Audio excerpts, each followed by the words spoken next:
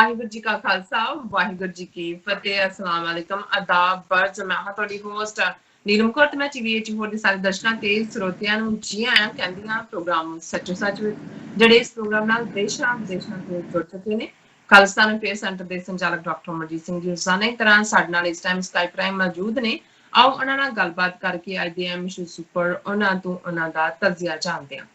ਜੀ ਡਾਕਟਰ ਸਾਹਿਬ, ਵਾਹਿਗੁਰੂ ਜੀ ਕਾ ਖਾਲਸਾ ਵਾਹਿਗੁਰੂ ਜੀ ਕੀ ਫਤਿਹ। हाँ जी नीलम कौर जी, ਤੁਹਾਨੂੰ ਵੀ ਤੇ ਦੁਨੀਆ ਭਰ ਚ ਬੈਠੇ ਸਾਡੇ ਬਹੁਤ ਹੀ ਪਿਆਰੇ ਸਿਆਣੇ ਟੀਵੀ 84 ਦੇ ਦਰਸ਼ਕਾਂ ਤੇ ਹਰ ਦੇਖਣ ਸੁਣਨ ਵਾਲੇ ਵੀਰ ਭੈਣ ਨੂੰ ਵੀ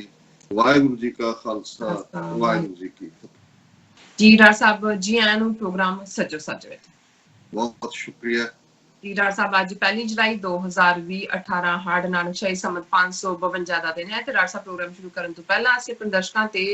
ਸਰੋਤਿਆਂ ਨੂੰ ਹਮੇਸ਼ਾ ਤਰ੍ਹਾਂ ਦੱਸਦੇ ਵਿਊਅਰਸ, ਜੇ ਤੁਸੀਂ ਹੱਕ ਸੱਚ ਇਨਸਾਫ ਤੇ ਪੈਰਾ ਦਿੰਦਾ ਇੱਕੋ ਇੱਕ ਚੈਨਲ ਟੀਵੀ 84 ਨੂੰ ਦੇਖਣਾ ਚਾਹੁੰਦੇ ਹੋ ਤਾਂ ਤੁਸੀਂ ਦੇਖ ਸਕਦੇ ਹੋ spectrum cable, RCN cable, doctor Sahib cable Canada, roku, ਚਾਦੂ ਬਾਕਸ, ਸ਼ਾਵਾ, ਫੇਸਬੁੱਕ ਟੀਵੀ 84 ਦੀ ਐਪ ਰਾਹੀਂ online streaming and IP box ਤੇ ਤੁਸੀਂ ਟੀਵੀ 84 ਨੂੰ ਦੇਖ ਸਕਦੇ ਹੋ। ਵਿਊਅਰਸ, ਜੇ ਤੁਸੀਂ ਟੀਵੀ 84 ਨਾਲ ਜਾਂ ਪ੍ਰੋਗਰਾਮ ਸੱਚੋ ਸੱਚ ਨਾਲ ਫੇਸਬੁੱਕ ਰਾਹੀਂ ਜੁੜੇ ਤਾਂ ਇਸ ਨੂੰ ਵੱਧ ਤੋਂ ਵੱਧ ਲਾਈਕ ਕਰੋ ਤੇ ਸ਼ੇਅਰ ਕਰੋ ਅਤੇ ਨਾਲ ਹੀ YouTube ਤੇ ਸਬਸਕ੍ਰਾਈਬ ਵੀ ਕਰੋ। ਇਹ ਵੀ ਦੱਸ ਦਈਏ ਕਿ ਤੁਸੀਂ ਟੀਵੀ 84 ਦੀ ਐਪ ਨੂੰ ਐਂਡਰੋਇਡ ਐਂਡ ਐਪ ਸਟੋਰ ਤੇ ਡਾਊਨਲੋਡ ਕਰਕੇ ਜੋ ਟੀਵੀ 84 ਦੀ ਲਾਈਵ ਸਟ੍ਰੀਮ ਹੈ ਉਸ ਨੂੰ ਤੁਸੀਂ 24 ਆਵਰਸ ਦੇਖ ਸਕਦੇ ਹੋ। ਵਿਊਅਰਸ, ਹੁਣ ਅਸੀਂ ਆਪਣੇ ਪ੍ਰੋਗਰਾਮ ਦੀ ਸ਼ੁਰੂਆਤ ਕਰਨ ਜਾ ਰਹੇ ਹਾਂ। ਪ੍ਰੋਗਰਾਮ ਦੇ ਸ਼ੁਰੂ ਵਿੱਚ ਆਸ ਕਰਦੇ ਹਾਂ ਕਿ ਕਰੋਨਾ ਦੇ ਕਹਿਰ ਦੇ ਚਲਦਿਆਂ ਤੁਸੀਂ ਆਪਣੇ ਘਰਾਂ ਦੇ ਵਿੱਚ ਆਪਣੇ ਕੰਮਾਂ ਤੇ ਬਿਲਕੁਲ ਸੇਫ ਹੋਵੋਗੇ। ਸੋ ਆਸ ਕਰਦੇ ਹਾਂ ਕਿ ਤੁਸੀਂ ਠੀਕ ਠਾਕ ਹੋਵੋ, ਤੰਦਰੁਸਤ ਹੋਵੋ, ਜਿਉਂਦੇ ਰਹੋ, ਵਸਦੇ ਰਹੋ, ਹੱਸਦੇ ਰਹੋ ਤੇ ਟੀਵੀ 84 ਦੇ ਨਾਲ ਇਸੇ ਤਰ੍ਹਾਂ ਹੀ ਜੁੜੇ ਰਹੋ। ਵਿਊਅਰਸ, ਪ੍ਰੋਗਰਾਮ ਸ਼ੁਰੂ ਕਰਨ ਜਾ ਰਹੇ ਹਾਂ। ਸੋ ਪ੍ਰੋਗਰਾਮ ਦੇ ਵਿੱਚ ਵਿਚਾਰੇ ਜਾਣ ਵਾਲੇ ਜੋ ਮੇਨ ਇਸ਼ੂ ਨੇ ਉਸ ਬਾਰੇ ਆਪਾਂ ਤੁਹਾਨੂੰ ਦੱਸ ਦਈਏ। ਸੋ ਪਹਿਲੇ ਸੈਗਮੈਂਟ ਦੇ ਵਿੱਚ ਆਪਾਂ ਗੱਲਬਾਤ ਕਰਾਂਗੇ ਕਿ ਅਮਰੀਕਾ ਤੇ ਚੀਨ ਵਿਚਕਾਰ ਟੱਕਰ ਹੁਣ ਯੂਨਾਈਟਿਡ ਨੇਸ਼ਨਸ ਵਿੱਚ ਪਹੁੰਚ ਚੁੱਕੀ ਹੈ ਔਰ ਅੱਜ ਕੱਲ੍ਹ ਹਾਂਗਕਾਂਗ ਦਾ ਮਸਲਾ ਵੀ ਭਖਿਆ ਹੋਇਆ ਹੈ ਔਰ ਅਮਰੀਕਾ ਅਤੇ ਯੂਰਪ ਦੇ ਦੇਸ਼ਾਂ ਵੱਲੋਂ ਹਾਂਗਕਾਂਗ ਵਿੱਚ ਚੀਨ ਦੀਆਂ ਜੋ ਸਖਤ ਨੀਤੀਆਂ ਨੂੰ ਲੈ ਕੇ ਨਿਸ਼ਾਨਾ ਹੈ ਉਹ ਸੋਧਿਆ ਜਾ ਰਿਹਾ ਹੈ। ਇਸ ਬਾਰੇ ਆਪਾਂ ਗੱਲਬਾਤ ਕਰਾਂਗੇ ਔਰ ਇਸ ਦੇ ਨਾਲ ਹੀ ਆਪਾਂ ਗੱਲਬਾਤ ਕਰਾਂਗੇ ਕਿ ਭਾਰਤ ਤੇ ਚੀਨ ਜੋ ਵਿਚਕਾਰ ਜੋ ਟਕਰਾਅ ਹੈ ਉਹ ਹੁਣ ਵਪਾਰਕ ਪਾਬੰਦੀਆਂ ਨੂੰ ਲੈ ਕੇ ਅੱਗੇ ਵਧ ਰਿਹਾ ਹੈ। ਇਸ ਬਾਰੇ ਗੱਲਬਾਤ ਹੋਏਗੀ ਔਰ ਕਰੋਨਾ ਅਪਡੇਟ ਬਾਰੇ ਵੀ ਆਪਾਂ ਡਾਕਟਰ ਕਰੋਨਾ ਦੇ ਵਿਚਾਰ ਜਾਣਾਂਗੇ। ਐਂਡ ਦੂਸਰੇ ਸੈਗਮੈਂਟ ਦੇ ਵਿੱਚ ਆਪਾਂ ਗੱਲਬਾਤ ਕਰਾਂਗੇ ਕਿ ਭਾਰਤੀ ਹਾਕਮਾਂ ਵੱਲੋਂ ਬਣਾਈ ਗਈ ਦਹਿਸ਼ਤਗਰਦੀ ਦੇ ਖਿਲਾਫ ਕਾਨੂੰਨਾਂ ਦੀ ਆੜ ਵਿੱਚ ਖਾਲਿਸਤਾਨ ਦੀ ਆਜ਼ਾਦੀ ਤਹਿਰੀਕ ਨੂੰ ਨਿਸ਼ਾਨਾ ਬਣਾਇਆ ਜਾ ਰਿਹਾ ਹੈ ਔਰ 6 ਫॉर ਜਸਟਿਸ ਦੇ ਜੋ ਕਾਨੂੰਨੀ ਸਲਾਹਕਾਰ ਨੇ ਪਤਵੰਤ ਸਿੰਘ ਪੰਨੂ ਨੂੰ ਦਹਿਸ਼ਤਗਰਦ ਐਲਾਨਣਾ ਇਸੇ ਕੜੀ ਦਾ ਹੀ ਇੱਕ ਹਿੱਸਾ ਹੈ। ਔਰ ਦੂਸਰੇ ਪਾਸੇ ਪਾਕਿਸਤਾਨ ਸਰਕਾਰ ਜਥੇਦਾਰ ਅਕਾਲ ਤਖਤ ਪ੍ਰਧਾਨ ਸ਼੍ਰੋਮਣੀ ਕਮੇਟੀ ਵੱਲੋਂ ਕਰਤਾਰਪੁਰ ਸਾਹਿਬ ਕੋਰੀਡੋਰ ਖੋਲਣ ਦੀ ਮੰਗ ਦੇ ਬਾਵਜੂਦ ਵੀ ਜੋ ਭਾਰਤ ਸਰਕਾਰ ਹੈ ਉਹ ਟਸ ਤੋਂ ਮਸ ਨਹੀਂ ਹੋ ਰਹੀ। ਇਸ ਬਾਰੇ ਆਪਾਂ ਗੱਲਬਾਤ ਕਰਾਂਗੇ। ਐਂਡ ਥਰਡ ਵਾਲੇ ਸੈਗਮੈਂਟ ਦੇ ਵਿੱਚ ਆਪਾਂ ਜਿਸ ਤਰ੍ਹਾਂ ਕਿ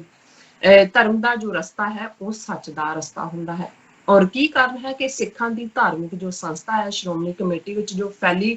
ਕਰਪਸ਼ਨ ਨੂੰ ਲੈ ਕੇ ਅੱਡ-ਅੱਡ ਸਕੈਂਡਲ ਜੋ ਨੇ ਉਹ ਸਾਹਮਣੇ ਆ ਰਹੇ ਹਨ। ਇਸ ਬਾਰੇ ਆਪਾਂ ਗੱਲਬਾਤ ਕਰਾਂਗੇ ਔਰ ਚੌਥੇ ਸੈਗਮੈਂਟ ਦੇ ਵਿੱਚ ਆਪਾਂ ਗੱਲਬਾਤ ਕਰਾਂਗੇ ਕਿ ਭਾਰਤ ਵਿੱਚ ਆਜ਼ਾਦੀ ਨਾਲ ਗੱਲ ਕਰਨ ਵਾਲੇ ਮੀਡੀਆ ਦੇ ਲੋਕਾਂ ਨੂੰ ਹਿੰਸਾ ਦਾ ਜੋ ਸ਼ਿਕਾਰ ਹੈ ਉਹ ਬਣਾਇਆ ਜਾ ਰਿਹਾ ਹੈ। ਕੁਝ ਦਿਨ ਪਹਿਲਾਂ ਤ੍ਰਿਪਾਠੀ ਨਾਂ ਦੇ ਜੋ ਇੱਕ ਪੱਤਰਕਾਰ ਨੂੰ ਯੂਪੀ ਵਿੱਚ ਮਾਰ ਮੁਕਾਇਆ ਗਿਆ। ਇਸ ਸੰਬੰਧੀ ਯੂਨਾਈਟਿਡ ਨੇਸ਼ਨ ਦੀ ਜੋ ਸੰਸਥਾ ਯੂਨੈਸਕੋ ਦੀ ਪ੍ਰੈਜ਼ੀਡੈਂਟ ਵੱਲੋਂ ਆਵਾਜ਼ ਉਠਾਏਗੀ। ਇਸ ਬਾਰੇ ਆਪਾਂ ਗੱਲਬਾਤ ਕਰਾਂਗੇ ਐਂਡ ਪ੍ਰੋਗਰਾਮ ਦੇ ਐਂਡ ਦੇ ਵਿੱਚ ਗੱਲਬਾਤ ਕਰਾਂਗੇ ਗੁਰਬਾਣੀ ਵਿਚਾਰਾਂ ਦੀ। ਸੋ ਅਸੀਂ ਚਾਹਾਂਗੇ ਕਿ ਤੁਸੀਂ ਸਾਡੇ ਨਾਲ ਇਸੇ ਤਰ੍ਹਾਂ ਹੀ ਜੁੜੇ ਰਹਿਣਾ। ਦੇਖਣ ਸੁਣਨ ਲਈ ਤੁਹਾਡਾ ਸਭ ਦਾ ਬਹੁਤ ਬਹੁਤ ਸ਼ੁਕਰੀਆ। ਸੋ ਡਾਕਟਰ ਸਾਹਿਬ ਕੋਲੋਂ ਦੇ ਵਿਚਾਰ ਜਾਣਨੇ ਆ ਇਹਨਾਂ ਸਾਰੇ ਮੁੱਦਿਆਂ ਦੇ ਉੱਪਰ। ਜੀ ਡਾਕਟਰ ਸਾਹਿਬ, ਕੀ ਵਿਚਾਰਾਂ ਨੇ ਇਹਨਾਂ ਸਾਰੇ ਮੁੱਦਿਆਂ ਤੇ? ਦੇਖੋ, ਦੂਸਰੇ ਸੰਸਾਰ ਜੰਗ ਦੇ ਖਤਮ ਹੋਣ ਤੋਂ ਬਾਅਦ ਦੋ ਪਾਵਰਸ ਜਿਨ੍ਹਾਂ ਨੂੰ ਸੁਪਰ ਪਾਵਰਸ ਕਿਹਾ ਜਾਂਦਾ ਸੀ ਉਭਰੀਆਂ, ਸੋਵੀਅਤ ਯੂਨੀਅਨ ਔਰ ਯੂਨਾਈਟਿਡ ਸਟੇਟਸ ਜਾਂ ਅਮਰੀਕਾ। ਬੇਸ਼ੱਕ ਇਹਨਾਂ ਦੋਨਾਂ ਦੇ ਵਿੱਚ ਪਿਛਲੇ 70 ਸਾਲ 'ਚ ਕੋਈ ਜੰਗ ਨਹੀਂ ਹੋਈ, ਪਰ ਇਸ ਕੋਈ ਸ਼ੱਕ ਨਹੀਂ ਹੈ ਕਿ ਇਹਨਾਂ ਦੋਨਾਂ ਤਾਕਤਾਂ ਦੀ ਆਪਸੀ ਜਿਹੜੀ ਭਿੜੰਤ ਸੀ ਉਹਦੇ ਨਤੀਜੇ ਵਜੋਂ ਜਿਹੜੀਆਂ ਪ੍ਰੌਕਸੀ ਵਾਰ ਹੋਈਆਂ, ਪ੍ਰੌਕਸੀ ਵਾਰਸ ਦੇ ਵਿੱਚ ਤੁਸੀਂ ਕੋਰੀਆ ਕਰ ਲਓ, ਕੰਬੋਡੀਆ ਕਰ ਲਓ, ਵਿਤਨਾਮ ਕਰ ਲਓ, ਅਫਗਾਨਿਸਤਾਨ ਕਰ ਲਓ, ਈਰਾਨ ਦੇਖ ਲਓ, ਸਾਊਥ ਅਮਰੀਕਾ, ਨਿਕਾਰਾਗੁਆ, ਕਿਊਬਾ, ਕਿੰਨੇ। ਔਰ ਜੇ ਕੁੱਲ ਅੰਦਾਜ਼ੇ ਨਾਲ ਦੇਖਿਆ ਜਾਏ ਕਿ ਜਿੰਨੇ ਲੋਕ ਦੋ ਵਰਲਡ ਵਾਰ 'ਚ ਨਹੀਂ ਮਰੇ ਇਹਨਾਂ 70 ਸਾਲਾਂ 'ਚ ਜੇ ਇਹਨਾਂ ਪ੍ਰੌਕਸੀ ਵਾਰਸ ਦੇ ਵਿੱਚ ਮਾਰੇ ਗਏ ਲੋਕ, ਉਹਨਾਂ ਦੀ ਗਿਣਤੀ ਜਮ੍ਹਾਂ ਕੀਤੀ ਜਾਏ ਤੇ ਲੋਕ ਜ਼ਿਆਦਾ ਮਰੇ। 1999 ਤੱਕ ਪਹੁੰਚਦੇ ਆ ਸੋਵੀਅਤ ਯੂਨੀਅਨ ਦਾ ਕਲੈਪਸ ਹੋਇਆ, 15 ਹਿੱਸਿਆਂ 'ਚ ਵੰਡਿਆ ਗਿਆ ਔਰ ਅਮਰੀਕਾ ਇੱਕੋ ਇੱਕ ਸੁਪਰ ਪਾਵਰ ਦੇ ਤੌਰ ਤੇ ਉੱਭਰਿਆ ਤੇ ਕਿਹਾ ਜਾਣ ਲੱਗਾ ਕਿ ਹੁਣ ਦੁਨੀਆ ਯੂਨੀਪੋਲਰ ਹੈ, ਯਾਨੀ ਸਿਰਫ ਇੱਕੋ ਹੀ ਪਾਵਰ ਹੈ ਔਰ ਉਹੀ ਦੁਨੀਆ ਨੂੰ ਰਨ ਕਰ ਰਹੀ ਹੈ। ਔਰ ਇਹ ਗੱਲ ਬਿਲਕੁਲ ਠੀਕ ਸੀ। 9/11 ਜਿਹੜਾ ਲਗਭਗ 1999-90 ਤੋਂ 10-11 ਸਾਲ ਬਾਅਦ ਵਾਪਰਦਾ ਹੈ, ਉਹਨੇ ਇੱਕ ਹੋਰ ਨਵਾਂ ਇਮੈਜਿਨਰੀ ਐਨਮੀ ਇਹਨਾਂ ਨੂੰ ਦਿੱਤਾ ਜਿਹੜਾ ਇਸਲਾਮ ਸੀ। ਔਰ ਇਸਲਾਮ ਦੇ ਨਾਂ ਥੱਲੇ ਫਿਰ ਕਿਸ ਕਿਸਮ ਦਾ ਇਸਲਾਮੋਫੋਬੀਆ ਫੈਲਿਆ, ਉਹਦੇ ਵਿੱਚ ਬੇਸ਼ੱਕ ਸਭ ਤੋਂ ਵੱਧ ਸਫਰ ਅਮਰੀਕਾ ਸੀ 9/11 ਦਾ, ਪਰ ਯੂਰਪ ਔਰ ਸਾਰੇ ਪਾਸੇ ਮੁਸਲਮਾਨਾਂ ਦੇ ਖਿਲਾਫ ਜੋ ਇੱਕ ਮਾਹੌਲ ਸਿਰਜਿਆ ਗਿਆ, ਹਾਲਾਂਕਿ ਕੋਈ ਮੁਸਲਮਾਨਾਂ ਦੀ ਸੈਂਟਰਲ ਪਾਵਰ ਨਹੀਂ ਸੀ ਜਿਹਨੇ ਮਿਡਲ ਈਸਟ ਦੇ ਸ਼ੇਖ ਜਾਂ 57 ਦੇ ਕਰੀਬ ਜਿਹੜੇ ਇਸਲਾਮਿਕ ਦੇਸ਼ ਨੇ, ਉਹ ਤਾਂ ਕੋਈ ਕਿਸੇ ਦੇ ਪ੍ਰਭਾਵ ਥੱਲੇ ਹੈ, ਕੋਈ ਅਮਰੀਕਾ ਦੇ, ਕੋਈ ਰੂਸ ਦੇ, ਕੋਈ ਚੀਨ ਦੇ। ਸੋ ਕੁੱਲ ਮਿਲਾ ਕੇ ਕੋਈ ਯੂਨੀਫਾਈਡ ਉਹਨਾਂ ਵੱਲੋਂ ਤਾਂ ਰਿਸਪੌਂਸ ਨਹੀਂ ਸੀ, ਲੇਕਿਨ ਆਮ ਲੋਕਾਂ ਨੇ ਇਹਦੇ 'ਚ ਜ਼ਰੂਰ ਸਫਰ ਕੀਤਾ। ਔਰ ਉਸ ਦਾ ਈਵਨ ਜਦੋਂ ਅਸੀਂ ਹੇਟ ਕ੍ਰਾਈਮਸ ਦੇਖਦੇ ਹਾਂ ਤਾਂ ਉਸ ਦੀ ਜ਼ਦ ਵਿੱਚ ਸਿੱਖ ਵੀ ਆਏ। ਔਰ ਦੁਨੀਆ ਭਰ 'ਚ ਪਿਛਲੇ ਇਹਨਾਂ ਸਾਰੇ ਜੇ ਅਸੀਂ 20-21 ਸਾਲ 'ਚ ਦੇਖੀਏ, ਖਾਸ ਤੌਰ ਤੇ 9/11 ਤੋਂ ਬਾਅਦ, ਤੇ ਬਹੁਤ ਵੱਡੀ ਗਿਣਤੀ ਦੇ ਵਿੱਚ ਸਿੱਖਾਂ ਨੇ ਵੀ ਸਫਰ ਕੀਤਾ। ਹੁਣ ਜਦੋਂ ਅਸੀਂ ਦੇਖ ਰਹੇ ਹਾਂ ਵੀ ਜਿਸ ਤੇਜ਼ੀ ਨਾਲ ਕੋਰੋਨਾ ਦੀ ਆਮਦ ਤੋਂ ਬਾਅਦ ਜਾਂ ਉਸ ਤੋਂ ਪਹਿਲਾਂ ਵੀ ਜਦੋਂ ਅਮਰੀਕਾ ਚਾਈਨਾ ਦੇ ਵਿੱਚ ਟ੍ਰੇਡ ਨੂੰ ਲੈ ਕੇ ਟ੍ਰੇਡ ਵਾਰ ਵਾਂਗ ਟਰੰਪ ਐਡਮਿਨਿਸਟ੍ਰੇਸ਼ਨ ਆਉਣ ਤੋਂ ਬਾਅਦ ਠੱਗੀ ਸ਼ੁਰੂ ਹੋਈ, ਤੇ ਉਦੋਂ ਇਹ ਨਜ਼ਰ ਆ ਰਿਹਾ ਸੀ ਕਿ ਭਾਈ ਹੁਣ ਜਿਹੜਾ ਵਰਲਡ ਹੈ ਉਹ ਬਾਈਪੋਲਰ ਫੇਰ ਬਣਨ ਜਾ ਰਿਹਾ। ਬੇਸ਼ੱਕ ਰਸ਼ੀਆ ਇਹਨਾਂ ਸਾਰੇ ਸਾਲਾਂ 'ਚ ਕਲੈਪਸ ਤੋਂ ਬਾਅਦ ਯੂਨਾਈਟਿਡ ਨੇਸ਼ਨਸ ਦੇ ਇਹਨਾਂ ਦੇ USSR ਦੇ ਉਹ ਦੁਬਾਰਾ ਖਲੋਣ ਦੀ ਕੋਸ਼ਿਸ਼ 'ਚ ਹੈ, ਪਰ ਇਹਦੇ 'ਚ ਕੋਈ ਸ਼ੱਕ ਨਹੀਂ ਹੈ ਕਿ ਉਹ ਅੱਜ ਵੀ ਬੇਸ਼ੱਕ ਚੀਨ ਦੇ ਨਾਲ ਰੂਸ ਦਾ ਅਲਾਇੰਸ ਬੜਾ ਹੁਣ ਕਲੋਜ਼ ਹੈ, ਲੇਕਿਨ ਰੂਸ ਨੇ ਮੰਨ ਲਿਆ ਹੋਇਆ ਪੁਤਿਨ ਦੀ ਕਮਾਂਡ ਥੱਲੇ ਰੂਸ ਨੇ ਕਿ ਉਹ ਹੁਣ ਚਾਈਨਾ ਦਾ ਜੂਨੀਅਰ ਪਾਰਟਨਰ ਹੈ। ਉਹਨਾਂ ਦੀਆਂ ਬਿਜ਼ਨਸ ਡੀਲਸ ਹੋਣ, ਉਹ ਇੰਟਰਨੈਸ਼ਨਲ ਅਰੀਨਾ ਤੇ ਹੋਏ, ਉਹ ਹੁਣ ਰੂਸ ਜਿਹੜਾ ਹੈ ਉਹ ਚੀਨ ਦੀ ਪੂੰਛ ਫੜ ਕੇ ਆਪਣੇ ਆਪ ਨੂੰ, ਭਾਵੇਂ ਉਹਨਾਂ ਦਾ again dream great Russian empire ਜਾਂ USSR ਵਾਲਾ। ਸੋ ਇਸ ਸਾਰੇ 'ਚ ਕਰੋਨਾ ਤੋਂ ਬਾਅਦ ਇਹ ਜਿਹੜੀ ਭਿੜੰਤ ਹੈ ਆਪਸ ਦੇ ਵਿੱਚ ਅਮਰੀਕਾ ਔਰ ਚੀਨ ਦੀ, ਉਹ ਤਿੱਖੀ ਹੁੰਦੀ ਚਲੀ ਗਈ। ਬਿਆਨਬਾਜ਼ੀਆਂ ਵੀ ਸ਼ੁਰੂ ਹੋ ਗਈਆਂ। ਜਿਵੇਂ ਇਸ ਤੋਂ ਪਹਿਲਾਂ ਹੀ ਅਸੀਂ ਦੇਖਦੇ ਹਾਂ ਸਾਊਥ ਚਾਈਨਾ ਸੀ ਦਾ ਇਸ਼ੂ ਵੀ, ਜਿਸ ਦੇ ਵਿੱਚ ਕੁਆਡ ਦੇ ਨਾਂ ਥੱਲੇ ਉਹ ਆਸਟ੍ਰੇਲੀਆ ਹੋਏ, ਵੀਅਤਨਾਮ ਹੋਏ, ਜਾਪਾਨ ਹੋਏ, ਇੰਡੀਆ ਹੋਏ ਜਾਂ ਸਾਊਥ ਕੋਰੀਆ ਹੋਏ, ਇਹਨਾਂ ਸਾਰਿਆਂ ਨੂੰ ਇਕੱਠੇ ਕਰਕੇ ਚੀਨ ਨੂੰ ਘੇਰਨ ਦੀ ਲਾਈਨ ਸਾਊਥ ਚਾਈਨਾ ਸੀ, ਜਾਂ ਭਾਰਤ ਨੂੰ ਥਾਪੀ ਦੇ ਕੇ ਜੋ ਕੁਝ ਉਹਨਾਂ ਨੇ 5 ਅਗਸਤ 2019 ਨੂੰ ਕਸ਼ਮੀਰ 'ਚ ਕੀਤਾ। ਔਰ ਜਿਵੇਂ ਭਾਰਤ ਫਿਰ ਭੁੜਕਿਆ ਔਰ ਉਸਨੇ ਹੌਲੀ ਹਾਲਾਤ ਉਸ ਕਿਸਮ ਦੇ ਬਣਾ ਦਿੱਤੇ, ਜਿਹਦਾ ਜਵਾਬ ਫਿਰ 15 ਤੇ 16 ਜੂਨ ਦੀ ਦਰਮਿਆਨੀ ਰਾਤ ਨੂੰ ਚੀਨ ਨੇ ਦਿੱਤਾ। ਔਰ ਅੱਜ ਅਸੀਂ ਦੇਖ ਰਹੇ ਹਾਂ ਕਿ 3 ਕਿਲੋਮੀਟਰ ਦੀ ਵਿੱਥ ਦੇ ਉੱਤੇ ਦੋਨੋਂ ਪਾਸੇ ਭਾਰਤ ਔਰ ਚੀਨ ਆਪੋ ਆਪਣੀਆਂ ਜਿਹੜੀਆਂ ਨੇ ਫੌਜਾਂ, ਟੈਂਕ, 에ਅਰਫੋਰਸ ਔਰ ਇਹ ਸਾਰਾ ਉਹਨਾਂ ਨੇ ਤਾਇਨਾਤ ਕੀਤੇ ਹੋਏ ਨੇ। ਔਰ ਕਸ਼ੀਦਗੀ ਵੱਧ ਰਹੀ ਹੈ ਔਰ ਉਸ ਪਾਲੇ ਚੋਂ ਨਿਕਲ ਕੇ ਡਾਇਰੈਕਟ ਕਨਫਰੰਟੇਸ਼ਨ ਜਿਹਦੇ ਥੱਲੇ ਗੱਲਬਾਤ ਚੱਲ ਰਹੀ ਹੈ, ਉਹਨਾਂ ਦਾ ਭਾਰਤ ਦਾ ਲੈਫਟੀਨੈਂਟ ਜਨਰਲ ਹਰਿੰਦਰ ਸਿੰਘ ਔਰ ਉਹਨਾਂ ਦਾ ਮੇਜਰ ਜਨਰਲ, ਉਹਨਾਂ ਦੀ ਗੱਲਬਾਤ 10.5 ਘੰਟੇ ਦੇ ਕਰੀਬ ਹੋਈ। ਹਾਲਾਂਕਿ ਪਹਿਲਾਂ ਉਹਦੇ ਡਿਫਰੈਂਟ ਫਿਗਰਸ ਦਿੱਤੀਆਂ ਜਾ ਰਹੀਆਂ ਸੀ, ਲੇਕਿਨ ਹੁਣ ਇਹ ਕਿਹਾ ਗਿਆ ਕਿ ਜੀ ਇਹਨੂੰ ਅਸੀਂ ਜਾਰੀ ਰੱਖਾਂਗੇ, ਡੀਐਸਕੇਲੇਸ਼ਨ ਹੋਏਗੀ ਔਰ ਬਾਈ ਵਿੰਟਰ ਸਰਦੀਆਂ ਤੱਕ ਪਹੁੰਚਦੇ ਆ ਦੇਖਾਂਗੇ। ਸੋ ਮੈਂ ਸਮਝਦਾ ਵੀ ਭਾਰਤ ਨੇ ਵੀ ਇਸ ਗੱਲ ਦੇ ਉੱਤੇ ਹੁਣ ਬੇਸ਼ੱਕ ਸਰਕਾਰੀ ਤੌਰ ਤੇ ਤਾਂ ਉਹਨਾਂ ਨੇ ਪਹਿਲਾਂ ਹੀ ਡਿਨਾਈ ਕਰਤਾ ਸੀ ਕਿ ਸਾਡੀ ਨਾ ਕੋਈ ਜਗ੍ਹਾ ਉਹਨਾਂ ਲਈ ਹੈ, ਨਾ ਉਹ ਆਏ ਨੇ, ਪਰ ਇਧਰ ਵੀ ਮਿਲਟਰੀ ਫਰੰਟ ਤੋਂ ਜਿਵੇਂ ਅਸੀਂ ਕਿਹਾ ਸੀ ਕਿ ਇੱਕ ਵਾਰ ਹਿਸਟੀਰੀਆ ਜ਼ਰੂਰ ਕ੍ਰੀਏਟ ਕੀਤਾ ਉਹਨਾਂ ਨੇ, ਭਾਰਤ ਨੇ, ਪਰ ਉਹਨਾਂ ਨੂੰ ਵੀ ਪਤਾ ਹੈ ਕਿ ਵੀ ਇਹ ਚੀਨ ਤੋਂ ਅੱਗੋਂ ਕੁੱਟ ਖਾਣਗੇ ਜੇ ਕੋਈ ਦਿਨ ਵਧੀ ਦੀ ਲਾਈਨ ਹੋਈ। ਬੇਸ਼ੱਕ ਉਹ ਜਿਸ ਕਿਸਮ ਦਾ ਪੈਂਗੋਂਗ ਲੇਕ ਦੇ ਵਿੱਚ ਹੋਇਆ, ਜਿਹਦਾ ਲਗਭਗ 120 ਕਿਲੋਮੀਟਰ ਦੇ ਏਰੀਏ ਚੋਂ 90-91 ਕਿਲੋਮੀਟਰ ਚਾਈਨਾ ਕੋਲ ਹੈ, ਬਾਕੀ ਦਾ ਭਾਰਤ ਕੋਲ ਹੈ, ਉੱਥੇ ਕੋਈ ਆਲ ਆਫ ਏ ਸਡਨ ਸ਼ੁਰੂ ਹੋ ਜਾਏ, ਕਿਉਂਕਿ ਹੁਣ ਇਹ ਵੀ ਹਥਿਆਰਾਂ ਨਾਲ ਲੈਸ ਨੇ, ਵੱਖਰੀ ਗੱਲ ਹੈ, ਪਰ ਲੱਗਦਾ ਨਹੀਂ ਨਾ ਹੀ ਚੀਨ ਦੀ ਦਿਲਚਸਪੀ ਹੈ ਇਸ ਸਾਰੇ ਕਿ ਵੀ ਉਹਨਾਂ ਨੇ ਇਸ ਵੇਲੇ ਕੋਈ ਜੰਗ ਬਚਾਣੀ ਹੈ। ਤੇ ਭਾਰਤ ਤਾਂ ਵੈਸੇ ਹੀ ਉਹਨਾਂ ਨੂੰ ਪਤਾ ਹੈ, ਪਰ ਆਪਣੇ ਲੋਕਾਂ ਦੀ ਕੰਜ਼ੰਪਸ਼ਨ ਦੇ ਲਈ ਜਿਵੇਂ ਉਹਨਾਂ ਨੇ ਉਹਨਾਂ ਦੀਆਂ ਐਪਸ ਭਾਵੇਂ ਉਹਦੇ 'ਚ ਵੀ ਇਹ ਕਹਿਣ ਦੀ ਹਿੰਮਤ ਨਹੀਂ ਕੀਤੀ ਕਿ ਜੀ ਅਸੀਂ 57 ਜਾਂ 59 ਚਾਈਨੀਜ਼ ਐਪਸ ਨੂੰ ਬੈਨ ਕਰ ਰਹੇ ਹਾਂ। ਉਹ ਜਨਰਲ ਜਾ ਕੇ ਜੀ ਐਪਸ ਬੈਨ, ਪਰ ਉਹਦੇ ਥੱਲੇ ਹੁਣ ਜਿਵੇਂ ਉਹਨਾਂ ਦੇ ਮਿਨਿਸਟਰ ਗਡਕਰੀ ਨੇ, ਜਿਹੜਾ ਰੋਡਸ ਐਂਡ ਕੰਸਟਰਕਸ਼ਨ ਦਾ ਮਿਨਿਸਟਰ ਹੈ, ਉਹਨੇ ਕਿਹਾ ਜੀ ਫਿਊਚਰ ਦੇ ਵਿੱਚ ਅਸੀਂ ਕੋਈ ਵੀ ਵੱਡੀ ਚਾਈਨੀਜ਼ ਕੰਪਨੀ ਨੂੰ ਜਿਹੜਾ ਜੁਆਇੰਟ ਵੈਂਚਰ ਦੇ ਵਿੱਚ ਨਹੀਂ ਲਿਆਵਾਂਗੇ, ਸ਼ਰਤਾਂ ਢਿੱਲੀਆਂ ਕਰ ਦੇਵਾਂਗੇ, ਇੰਡੀਅਨ ਕੰਪਨੀਜ਼ ਨੂੰ ਅਸੀਂ ਅਪਰ ਲੈਵਲ ਤੇ ਲਿਆਵਾਂਗੇ। ਔਰ ਜ਼ਾਹਿਰ ਹੈ ਕਿ ਐਪਸ ਬੈਨ ਕਰਨ ਦਾ ਵੀ ਕੋਈ ਚਾਈਨਾ ਨੂੰ ਨਹੀਂ, ਹਾਲਾ ਉਹਨਾਂ ਦੀ ਫੋਰਨ ਮਿਨਿਸਟਰੀ ਨੇ ਇਸ ਦੇ ਉੱਤੇ ਰਿਐਕਟ ਕੀਤਾ। ਉਹਨਾਂ ਨੇ ਕਿਹਾ ਵੀ ਇਹ ਤੁਸੀਂ ਯੂਨੀਲੈਟਰਲੀ ਜਿਹੜੀ ਹੈ ਇੰਟਰਨੈਸ਼ਨਲ ਕਮਿਟਮੈਂਟਸ ਨੇ, ਲਾਅ ਨੇ, ਕਿਉਂਕਿ ਇਹ ਜਿਹੜਾ ਟ੍ਰੇਡ ਜਾਂ ਉਹਦੇ ਤੇ ਨਾ ਲਾਣਾ ਕੋਈ ਵੀ ਟੈਰਿਫ ਜਾਂ ਦੂਜਾ, ਇਹ ਸਾਰਾ ਵਰਲਡ ਟ੍ਰੇਡ ਆਰਗੇਨਾਈਜੇਸ਼ਨ ਦੇ ਸਮਝੌਤਿਆਂ ਦਾ ਹਿੱਸਾ ਹੈ ਔਰ ਤੁਸੀਂ ਇਕੱਲੇ ਲੈਵਲ ਦੇ ਉੱਤੇ ਨਹੀਂ ਕਰ ਸਕਦੇ। ਔਰ ਇਹ ਵੀ ਸਾਹਮਣੇ ਆਇਆ ਕਿ ਭਾਈ ਇਕੱਲੀ ਗੱਲ ਜੇ ਹੁਣ ਤੁਸੀਂ ਐਪਸ ਬੈਨ ਕਰਨ ਦੇ ਹਵਾਲੇ ਨਾਲ, ਜਿਵੇਂ ਇੱਕ ਉਹਨਾਂ ਦੇ ਪ੍ਰੋਮਿਨੈਂਟ ਪੱਤਰਕਾਰ ਨੇ ਜੋਕਿੰਗਲੀ ਕਿਹਾ, ਉਹਨੇ ਕਿਹਾ ਜੀ ਚਲੋ ਚੰਗਾ ਹੋਇਆ ਕਿ ਵੀ ਅੱਗੇ ਤਾਂ ਟਿਕ ਟੌਕ ਸੀ, ਟੌਕ ਤੇ ਕਹਿੰਦਾ ਵੀ ਵੈਸੇ ਵੀ ਜਿਹੜੇ ਉਹਨਾਂ ਦੇ ਜੇ ਟਿਕਟੌਕ ਬੰਦ ਵੀ ਹੋ ਗਿਆ ਤੇ ਜਿਹੜਾ ਉਹਨਾਂ ਦਾ ਮੇਨ ਸਟ੍ਰੀਮ ਮੀਡੀਆ ਉਹ ਵੈਸੇ ਟਾਕ ਹੀ ਕਰਦਾ ਬੈਠ ਕੇ, ਉਹ ਉਹਨੂੰ ਟਿਕ ਕਹਿੰਦਾ, ਉਹ ਟਾਕ ਕਰਨ ਲੱਗ ਜਾਂਦਾ। ਹਾਲਾਂ ਇਹ ਵੀ ਹੈ ਵੀ ਬਹੁਤ ਸਾਰੇ ਨੌਜਵਾਨ ਖਾਸ ਤੌਰ ਤੇ ਉਹ ਮੰਜਿਆਂ ਤੇ ਡਿੱਗ ਪਏ ਨੇ। ਔਰ ਜਿਵੇਂ ਇੱਕ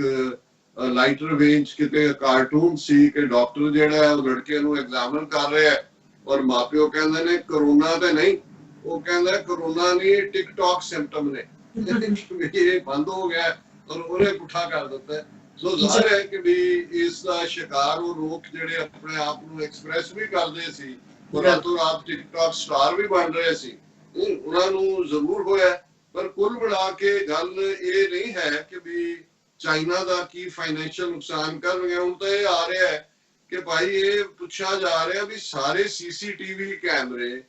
ਹਰ ਉਹਨਾਂ ਦਾ ਇਕਵਿਪਮੈਂਟ, ਉਹਨਾਂ ਦਾ ਹੀ ਨਹੀਂ, ਇਵਨ ਅਮਰੀਕਾ ਦੇ ਵਿੱਚ ਵੀ ਜਿਹੜਾ ਬਹੁਤ ਸਾਰਾ ਹੈ, ਕਿਉਂਕਿ ਚਾਈਨਾ ਨੇ ਇਲੈਕਟ੍ਰੋਨਿਕਸ ਦੇ ਉੱਤੇ ਪੂਰੇ ਹੀ ਉਹਨਾਂ ਦੀ ਪਕੜ ਹੈ ਜਿਹੜੀ ਦੁਨੀਆ ਦੇ ਵਿੱਚ ਜਿੰਨਾ ਸਟੱਫ ਜਾਂਦਾ ਹੈ। ਔਰ ਸਾਰੀ ਜਿਹੜੀ ਹੈ ਹੁਣ ਹਾਲਾਂ ਕੋਈ ਉਹਨੂੰ ਸਪੇਸ ਵਾਰ ਕਹੇ, ਕੋਈ ਹੋਰ ਕਹੇ, ਲੇਕਿਨ ਜ਼ਾਹਿਰ ਹੈ ਕਿ ਇਹ ਜਿਹੜੀ ਇਲੈਕਟ੍ਰੋਨਿਕ ਵਾਰਫੇਅਰ ਦੇ ਥੱਲੇ ਜੇ ਚਾਈਨਾ ਨੇ ਤਾਂ ਐਪ ਜਾਂ ਦੂਜਾ ਬੰਦ ਕਰਕੇ ਹੀ ਹੈ ਜੀ ਉਹਨਾਂ ਦਾ ਫਾਈਨੈਂਸ਼ੀਅਲ ਨੁਕਸਾਨ ਨੂੰ ਕੀ ਕਰ ਲੈਣਾ ਉਹਨਾਂ ਨੇ। ਪਰ ਜੇ ਉਹਨਾਂ ਨੇ ਡਿਸਾਈਡ ਕੀਤਾ ਕਿ ਭਾਈ ਅਸੀਂ ਜਿਹੜੀ ਹੈ ਕੋਈ ਵੀ ਐਪਲੀਕੇਸ਼ਨ ਜਿਹੜੀ ਇਹਨਾਂ ਦੀ ਹੈ ਉਹਨੂੰ ਅਸੀਂ ਬਲੌਕ ਕਰਨਾ ਹੈ, ਤੇ ਨਾ ਕੋਈ ਬੈਂਕਾਂ ਚੋਂ ਪੈਸਾ ਕਢਾ ਸਕੇਗਾ, ਨਾ ਕੋਈ ਬਲਬ ਜਗਣਗੇ, ਨਾ ਕੋਈ ਕੰਪਿਊਟਰ ਕੰਮ ਕਰਨਗੇ, ਨਾ ਐਲੀਵੇਟਰ ਚੱਲਣਗੇ, ਇਹ ਔਰ ਨਾ ਹੀ ਮੋਦੀ ਆਪਣਾ ਬਿਆਨ ਰਿਕਾਰਡ ਕਰਨ ਲਈ ਬਟਨ ਵੀ ਦੱਬ ਰਿਹਾ ਹੋਗਾ, ਅੱਗੋਂ ਆਵਾਜ਼ ਕੁਝ ਨਹੀਂ ਆ ਰਹੀ ਹੋਏਗੀ। ਲੇਕਿਨ ਇਸ ਕੋਈ ਸ਼ੱਕ ਨਹੀਂ ਹੈ ਕਿ ਇਸ ਸਾਰੇ ਦੌਰੇ 'ਚ ਜਿਹੜਾ ਹੁਣ ਜਦੋਂ ਅਸੀਂ ਬਾਈਪੋਲਰ ਵਰਲਡ ਦੁਬਾਰਾ ਆ ਗਿਆ ਔਰ ਉਸ ਬਾਈਪੋਲਰ ਦੇ ਵਿੱਚ ਦੁਨੀਆ ਦੇ ਅੱਡ-ਅੱਡ ਦੇਸ਼ਾਂ ਦੇ ਵਿੱਚ ਆਪਸੀ ਸਫਬੰਦੀ ਸ਼ੁਰੂ ਹੋ ਗਈ ਹੈ ਕਿ ਕੌਣ ਅਮਰੀਕਾ ਦੇ ਦਾਇਰਾਕਾਰ 'ਚ ਹੈ ਔਰ ਕੌਣ ਚਾਈਨਾ ਦੇ ਦਾਇਰਾਕਾਰ 'ਚ ਹੈ। ਔਰ ਉਹਦੀਆਂ ਦੋ ਉਦਾਹਰਨਾਂ ਅਸੀਂ ਦੇਣ ਤੋਂ ਪਹਿਲਾਂ, ਜਿਹੜੀ ਇੱਕ ਯੂਨਾਈਟਿਡ ਨੇਸ਼ਨ ਸਿਕਿਉਰਿਟੀ ਕਾਉਂਸਲ ਦੀ ਮੀਟਿੰਗ ਜਿਹੜੀ ਅਮਰੀਕਾ ਨੇ ਮੰਗੀ ਹੈ ਉਸ ਨੂੰ ਲੈ ਕੇ, ਔਰ ਅੱਜ ਜਿਹੜਾ ਇੱਕ resolution United nations human right council 'ਚ ਇੱਕ ਪਾਸੇ ਕਿਊਬਾ ਲੀਡ ਕਰ ਰਿਹਾ ਚੀਨ ਦੇ ਬਿਹਾਫ ਤੇ, ਔਰ ਦੂਸਰੇ ਪਾਸੇ ਯੂਰਪ ਦੀਆਂ ਜਿਹੜਾ ਇੰਗਲੈਂਡ, ਜਰਮਨੀ, ਅਮਰੀਕਾ ਲੀਡ ਕਰ ਰਿਹਾ। ਮੈਂ ਉਹਦਾ ਜ਼ਿਕਰ ਕਰਾਂਗਾ ਕਿ ਕਿਵੇਂ ਆਲਰੇਡੀ ਇਸ ਸਫਬੰਦੀ ਦੇ ਵਿੱਚ ਚੀਨ ਨੇ ਆਪਣਾ ਅਪਰ ਹੈਂਡ ਹਾਸਲ ਕਰ ਲਿਆ, ਕਿਉਂਕਿ ਗੱਲ ਸਿਰਫ ਭਾਰਤ ਚੀਨ ਟਕਰਾਅ ਤਾਂ ਉਹਨਾਂ ਦਾ ਫੁੱਟਨੋਟ ਵੀ ਨਹੀਂ ਬਣਦਾ ਕਿਸੇ ਦੀ ਵੀ। ਤੁਸੀਂ ਸਟੇਟਮੈਂਟ ਦੇਖੋ ਪਿਛਲੇ ਦਿਨਾਂ 'ਚ ਜਦੋਂ ਸਾਬਕਾ ਸਿਕਿਉਰਿਟੀ ਐਡਵਾਈਜ਼ਰ ਜੌਨ ਬੋਲਟਨ ਦੀ ਕਿਤਾਬ ਰਿਲੀਜ਼ ਹੋਈ, ਜਿਹਨੇ ਬੜਾ ਜਿਸ ਦੇ ਉੱਤੇ ਚਰਚਾ ਹੋਈ, ਤੇ ਉਹਦੇ 'ਚ ਭਾਰਤ ਕਿਤੇ ਫੁੱਟਨੋਟ 'ਚ ਵੀ ਨਹੀਂ ਸੀ ਆਉਂਦਾ, ਇੱਕ ਦੋ ਥਾਂ ਤੇ ਪਾਸਿੰਗ ਰੈਫਰੈਂਸ ਉਹਦਾ ਜ਼ਿਕਰ ਸੀ। ਔਰ ਉਹਦਾ ਵੀ ਜਿਹੜੇ ਭਾਰਤ ਦੇ ਐਕਸਪਰਟ ਬੈਠੇ ਨੇ ਜਿਹੜੇ ਸਮਝਦੇ ਨੇ ਜੀ ਦੇਖੋ ਅਮਰੀਕਾ ਨਾਲ ਸਾਡੀ ਯਾਰੀ, ਸਾਡੀ ਖੋਤੀ ਠਾਣਿਓ ਹੋ ਕੇ ਆਈ ਹੈ, ਉਹਨਾਂ ਨੂੰ ਵੀ ਇਹ ਲੱਗ ਰਿਹਾ ਹੈ ਕਿ ਵੀ ਇਹ ਅਸੀਂ ਇੱਥੇ ਬੈਠੇ ਜੋ ਮਰਜ਼ੀ ਕਹੀਏ, ਅਸੀਂ ਤਾਂ ਮੈਟਰ ਹੀ ਨਹੀਂ ਕਰਦੇ ਅਮਰੀਕਾ ਦੇ। ਔਰ ਇਹ ਗੱਲ ਗਲਤ ਵੀ ਨਹੀਂ ਹੈ, ਜਿਵੇਂ ਚਾਈਨਾ ਦੇ ਲਈ ਭਾਰਤ ਮੈਟਰ ਨਹੀਂ ਕਰਦਾ, ਉਹਨਾਂ ਨੂੰ ਜੇ ਉਹਨਾਂ ਨੂੰ ਲੱਗਦਾ ਹੈ ਕਿ ਵੀ ਅਸੀਂ ਬੜਾ ਬੈਨ ਕਰ ਦਿੱਤੀਆਂ ਐਪਸ ਜਾਂ ਅਸੀਂ ਕਰ ਰਹੇ ਹਾਂ, ਉਹ ਉਹਨਾਂ ਦੀ ਸਾਰੀ ਇਕਨੋਮੀ ਦਾ 2% ਵੀ ਨਹੀਂ ਹੈ ਜਿਹੜਾ ਉਹ ਟ੍ਰੇਡ ਕਰ ਰਹੇ ਨੇ। ਹਾਂ, ਇਸ ਸਾਰੇ ਨੇ ਜਿਵੇਂ ਅਸੀਂ ਕਿਹਾ ਕਿ ਵੀ ਬਾਈਪੋਲਰ ਵਰਲਡ ਅਗੇ, ਜਿਹੜਾ ਭਾਰਤ ਜਾਂ ਬ੍ਰਾਜ਼ੀਲ ਜਾਂ ਸਾਊਥ ਅਫਰੀਕਾ ਜਿਹਦੇ ਥੱਲੇ ਇਹਨਾਂ ਨੇ ਬ੍ਰਿਕਸ ਬਣਾਇਆ ਸੀ, ਜਿਹਦੇ ਵਿੱਚ ਬ੍ਰਾਜ਼ੀਲ ਸੀ, ਰਸ਼ੀਆ ਸੀ, ਇੰਡੀਆ ਸੀ, ਚਾਈਨਾ ਸੀ, ਸਾਊਥ ਅਫਰੀਕਾ ਸੀ, ਔਰ ਭਾਰਤ ਦੇ ਜਿਹੜੇ ਸੋ ਕਾਲਡ ਐਕਸਪਰਟ ਨੇ ਉਹਨਾਂ ਵੱਲੋਂ ਕਿਹਾ ਜਾ ਰਿਹਾ ਸੀ ਕਿ ਨਹੀਂ, ਹੁਣ ਜਿਹੜਾ ਬੇਸ਼ੱਕ ਇੱਕ ਸੁਪਰ ਪਾਵਰ ਜਾਂ ਯੂਨੀਪੋਲਰ ਵਰਲਡ ਹੈ, ਬਟ ਨੈਕਸਟ ਜਿਹੜਾ ਸੰਸਾਰ ਹੋਏਗਾ ਉਹ ਹੁਣ ਬਾਈਪੋਲਰ ਨਹੀਂ ਬਣਨਾ, ਉਹ ਮਲਟੀਪੋਲਰ ਹੋਏਗਾ ਕਿ ਜਿਹੜੇ ਡਿਫਰੈਂਟ ਸੈਂਟਰ ਆਫ ਪਾਵਰ ਐਮਰਜ ਹੋਣਗੇ। ਪਰ ਚੀਨ ਨੇ ਜਿਸ ਤੇਜ਼ੀ ਦੇ ਨਾਲ ਉਭਾਰ ਕੀਤਾ, ਅਜੇ ਗੱਲਾਂ ਬਹੁਤ ਹੋ ਰਹੀਆਂ ਨੇ, ਲੇਕਿਨ ਇਹ ਮੈਂ ਕਿਤੇ ਖਬਰ ਦੇਖ ਰਿਹਾ ਸੀ ਕਿ 2011 ਦੇ ਵਿੱਚ, ਹੁਣ ਤੋਂ 9 ਸਾਲ ਪਹਿਲਾਂ, ਚਾਈਨਾ ਨੇ ਲਗਭਗ 15-16 ਹਜ਼ਾਰ ਕਿਲੋਮੀਟਰ ਵਾਲੀ ਜਿਹੜੀ ਰੇਲਵੇ ਟਰੈਕ ਹੈ ਉਹ ਯੂਰਪ ਦੇ ਨਾਲ ਜਿਹੜਾ ਉਹ ਡਿਵੈਲਪ ਕੀਤਾ ਹੋਇਆ। ਔਰ ਹੁਣ ਕਿਉਂਕਿ ਇਹ ਨਜ਼ਰ ਆ ਰਿਹਾ ਵੀ ਯੂਰਪ ਨੇ ਅਮਰੀਕਾ ਦਾ ਸਾਥ ਕਿਉਂ ਨਹੀਂ ਦਿੱਤਾ ਚੀਨ ਦੇ ਖਿਲਾਫ, ਇਸ ਸਾਰੇ ਪੀਰੀਅਡ 'ਚ 800 ਤੋਂ ਜ਼ਿਆਦਾ ਚਾਈਨਾ ਦੀਆਂ ਟ੍ਰੇਨ, ਕਿਉਂਕਿ ਜਹਾਜ਼ ਤਾਂ ਬੰਦ ਨੇ,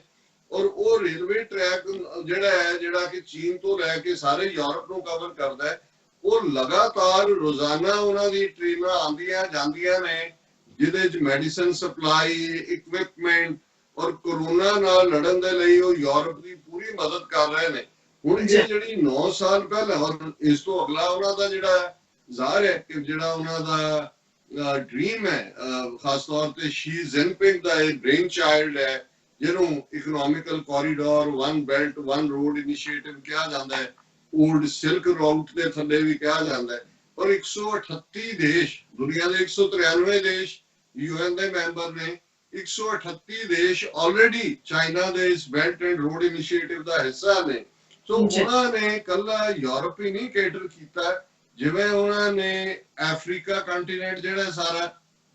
ਉਸ ਦੇ ਵਿੱਚ ਆਪਣਾ ਇਹੀ ਨਹੀਂ ਵੀ ਜ਼ਬਾਨੀ ਕਲਾਮੀ ਗੱਲਾਂ ਕਰਦੇ ਨੇ, ਉਹਨਾਂ ਨੇ ਕਿੰਨੇ